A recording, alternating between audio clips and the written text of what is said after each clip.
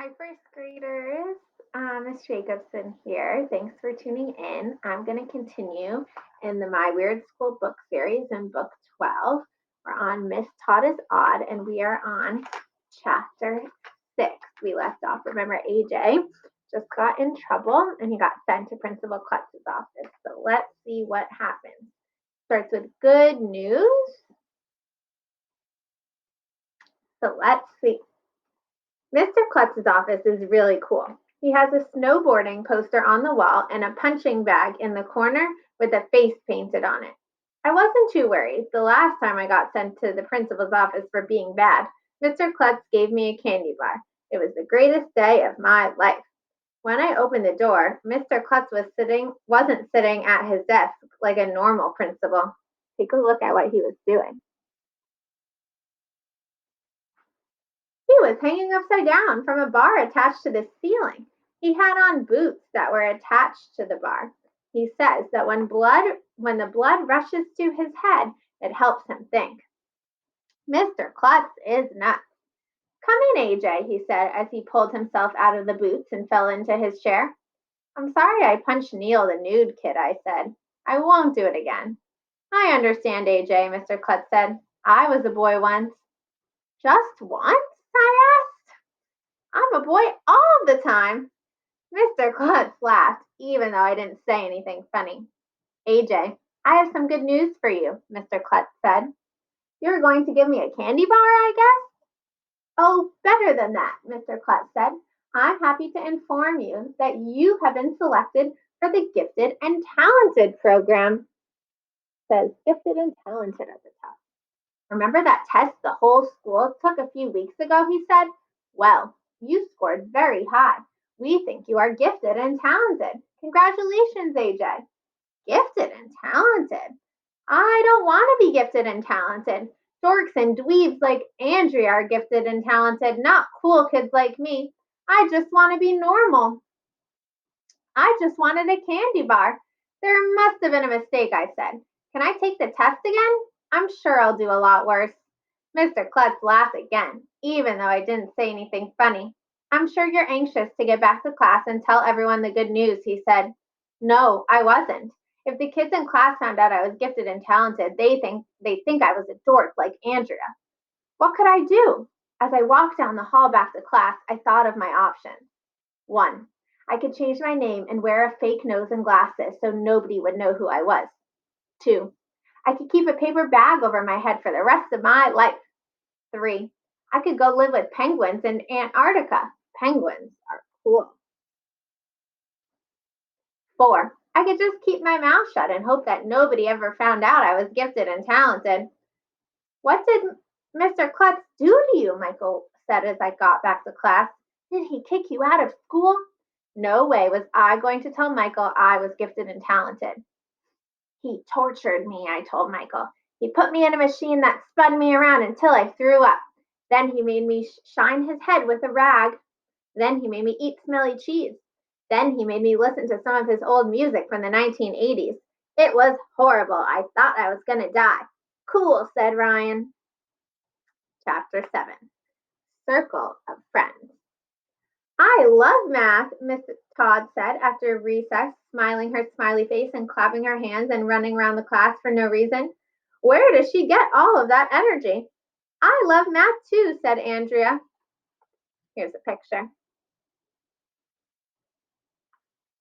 If you had 10 chocolate ice cream cones, said Miss Todd, and you gave me 5 of them, how many chocolate ice cream cones would you have left, AJ?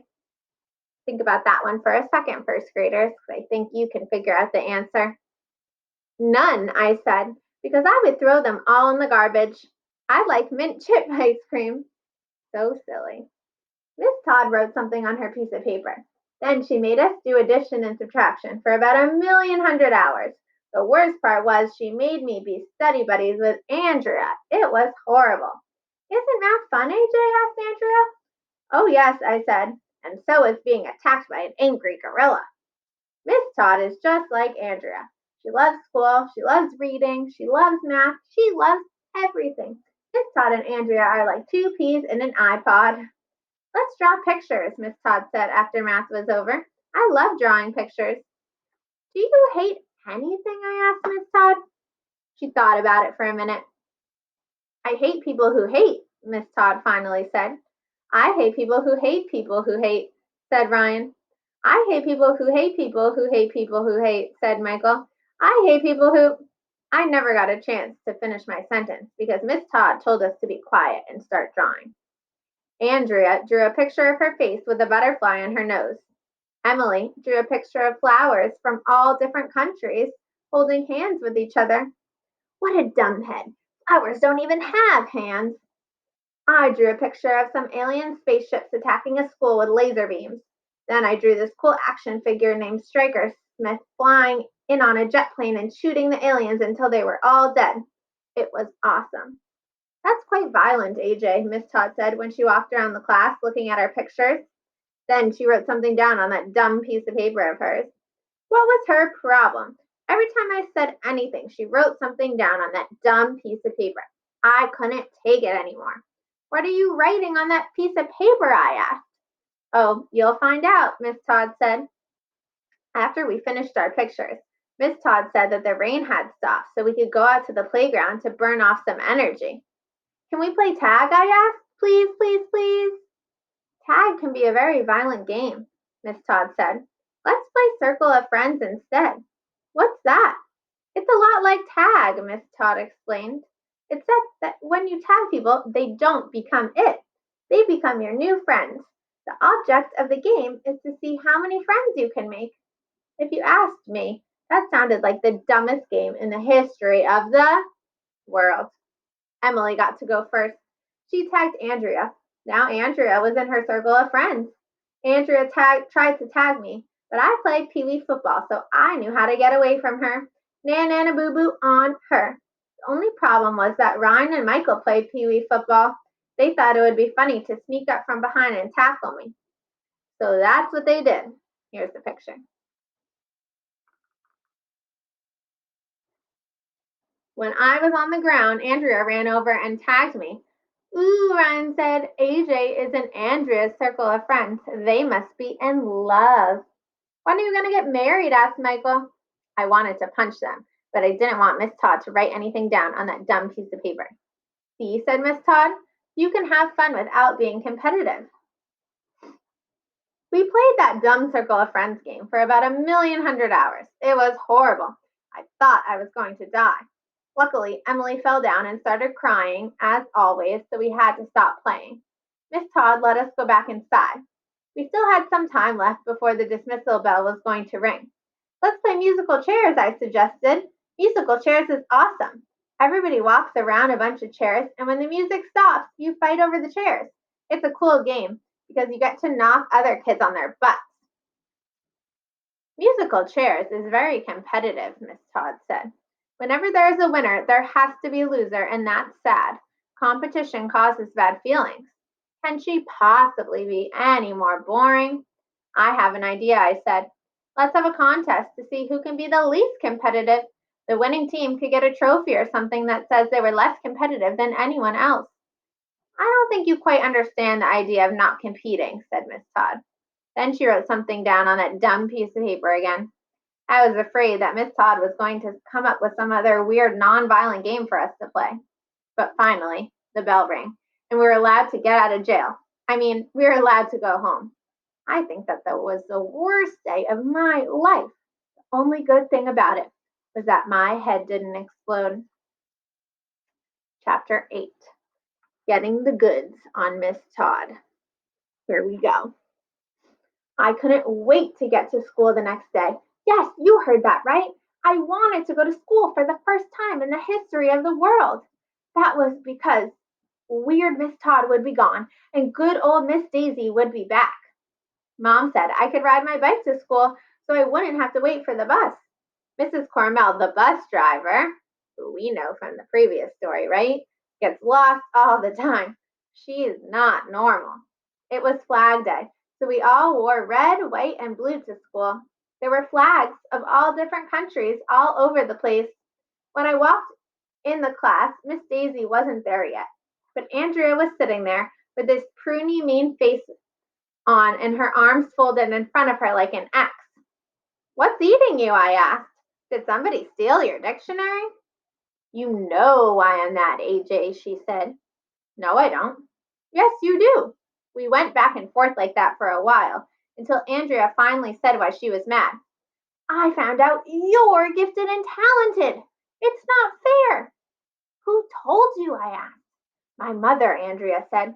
She's president of the PTA, the Parent Teachers Association. She knows everything.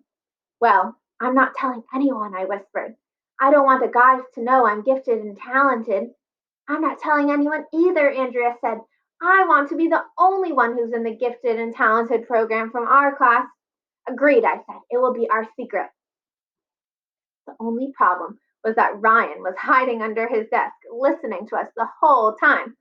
Ooh, Ryan said, AJ and Andrea are both gifted and talented. They must be in love. When are you going to get? Ryan never got the chance to finish his sentence because at that very second, guess who walked in the door? Nobody. It would be dumb to walk into a door. But guess who walked into the doorway? Miss Todd. Oh no, the Andrea clone was back. It was like a horror movie. Miss Daisy is still sick, Miss Todd said. There must be something going around, so I'll be your teacher again today. She didn't look all that happy about it. She wasn't nearly as smiley as the day before. Open up your math books. Ugh! We had to do reading and writing and math all morning. I thought my head was going to explode. Then Miss Todd forced us to play more of her dumb games where nobody wins and nobody loses. What's the point of playing? I thought. I couldn't wait for lunchtime. I miss Miss Daisy, Ryan said as soon as we sat down in the vomitorium. Here they are eating their lunch. I Miss Daisy, said Michael. Miss Todd is weird. Do you notice that every time I say anything, she writes something down on her piece of paper? I asked. What's up with that? Subs have to write a report about what happens in class, Andrea said. You're going to be in big trouble when Miss Daisy gets back and reads Miss Todd's report. All Miss Todd ever does is teach stuff, Ryan said. She's like a robot teacher. Hey, maybe Miss Todd isn't a teacher at all, I said. Did you ever think of that? What do you mean? Asked Emily. Maybe she's a robot in the body of a human and she was sent here to take over the earth, I said. I saw that in a movie once. Stop trying to scare Emily, Andrea said. I'll bet that Miss Todd murdered Miss Daisy so she could take over her job. Do you really think Miss Todd killed Miss Daisy? I don't think so. Here's the picture of her as a pretend robot, I think. We'll see if this comes true, but I don't think so. Miss Todd seems nice to me. Let's see. Yeah, I said, after the robot subs murder all the human teachers, they'll probably create a race of robot zombie clones to brainwash kids and take over the world. That would be pretty crazy, right? Can that actually happen? If Miss Todd finds out we know, Ryan said, she might murder one of us in our sleep to keep us quiet. We've got to do something, said Emily, and then she went running out of the vomitorium. Emily is weird. Maybe we should call the police, Ryan suggested. They could arrest Miss Todd. We need to find some evidence first, said Michael, so we can get the goods on her. What's goods? I asked. I don't know, Michael said, but you always have to get the goods on criminals. Michael's dad is a policeman, so he knows all about crime and stuff. After lunch, we headed back to class. Me and Ryan and Michael tiptoed around the hallway pretending to be detectives so we could get the goods on Miss Todd. It was cool. If there has been a murder, Michael said, there has to be a murder weapon. You guys look around for one. I'll see if I can find a few strands of Miss Todd's hair. Why do you want her hair? I asked. So my dad can do a DNA test on it, Michael said. Once we get her hair, we'll have the goods on her and we can throw her in the slammer. I still didn't know why we needed Miss Todd's hair. I didn't know what a slammer or DNA were either, but I didn't say anything because I figured gifted and talented kids should know stuff like that. No one was back from lunch yet. Miss Todd was probably still in the teacher's lounge. That's a room where all the teachers sit around in a hot tubs all day. So me and Ryan looked around the classroom for murder weapons. A piece of chalk? A flag? The blackboard eraser? It would probably be really hard to murder someone with an eraser. What if he forced somebody to eat the eraser? Asked Ryan. He is always thinking about eating stuff that is not food. Ryan is weird. Did you find the murder weapon yet? Michael asked us. No, I said. Did you find a strand of Miss Todd's hair? No, he said. So what do we do now? Asked Ryan. We'll have to question Miss Todd, Michael told us. We need to find out where she was 2 days ago, the last time Miss Daisy was seen alive. We had to stop snooping around because Miss Todd and the other kids from our class came in. She told us all to sit down, and then she started talking about Flag Day. Does anyone have any questions? Miss Todd asked. I do, I said. Where were you 2 days ago? I beg your pardon, Miss Todd asked. You heard me, I said. Where were you 2 days ago? I don't want to answer that. You don't want to answer that, eh? Then you must be guilty. Guilty of what? Miss Todd said. It's none of your business where I was 2 days ago. If you won't answer the questions I said, we're going to need your hair. My hair? Asked Miss Todd. Why? We need to run a DNA test so we can get the goods on you. I took my scissors out of my pencil box. Don't be ridiculous, said Miss Todd. Give me your DNA, I insisted, getting up from my desk. No, said Miss Todd, backing away from me. She's getting away, yelled Michael. So I did the only thing I could do. I started chasing Miss Todd around the classroom. AJ is going crazy, shouted Andrea. We've got to do something, shouted Emily. Never run with scissors, yelled Miss Todd. Get her, Ryan, shouted Michael, and the three of us chased Miss Todd around the classroom. It was a real Kodak moment. You're under arrest for the murder of Miss Daisy, Ryan yelled. You kids are crazy, yelled Miss Todd. Admit it, I said. You're a killer robot clone. You want to take over the world. Help, yelled Miss Todd. You're a bunch of little monsters, Miss Todd yelled. I quit. I don't want to be a teacher anymore. Here's the picture. They're not being so nice to her, are they? I know they want Miss Daisy back, but still. Then she ran out the door. It was cool. You should have been there. Miss Todd is odd. There's one more short chapter we're going to read, and then we'll save the last few ones for the last video. Chapter 9. The Truth About Miss Todd. After Miss Todd ran away, none of us said anything for 1,100,000 seconds. I had never heard of a sub who freaked out and went nuts before, and we got to see it live and in person. But now that killer robot clone was on the loose. If we chased her out of the school and around the parking lot, though, we'd be in big trouble. That's when I thought of something. Miss Todd forgot to take that piece of paper she was always writing on. I could grab it and hide so nobody would ever know about all the bad stuff I did while we had a sub. What a genius idea. No wonder I'm gifted and talented. I went over to Miss Daisy's desk. You'd better leave that paper alone, AJ, said Andrea. I found that piece of paper Miss Todd has been writing on. You're going to be in big trouble, AJ, said Andrea. Here's the picture. I picked up the piece of paper. I'm telling AJ, said Andrea. I looked at the piece of paper. All the other kids got out of their seats and gathered around me, even Andrea. This is what the piece of paper said. I'm not going to tell you. Okay, I'll tell you. This is what it said. Here it is. Title, My Wacky School, by Arlene Todd. Characters, boy who hates school, smart girl. Beginning, sub arrives. Kids cough when she turns her back. Kids switch names to confuse sub. Kids tease each other. Kids are annoying. Middle, kids call each other dumbhead. Teacher says she reads all the time. See who can hit the softest. Kid would throw chocolate cones away because he likes mint chip. Picture of alien spaceships attacking the school. Contest to see who can be the least competitive. Sub isn't sure she can make it through the day. Ending. Hey, I said, this isn't a report for Miss Daisy. Of course not, dumbhead, said Andrea. Miss Todd is writing a children's book. She was going to call it My Wacky School. And it was going to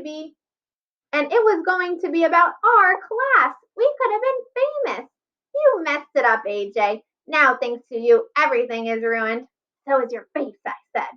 Well, maybe Miss Todd wasn't a robot after all, but she's still a terrible teacher. I wouldn't want to be in some dumb children's book anyway. Let's see. And we'll find out in the ending chapters where Miss Daisy really is. Chapter 10, Our Best Behavior. Tune in next time for the ending of the book. Thanks for listening.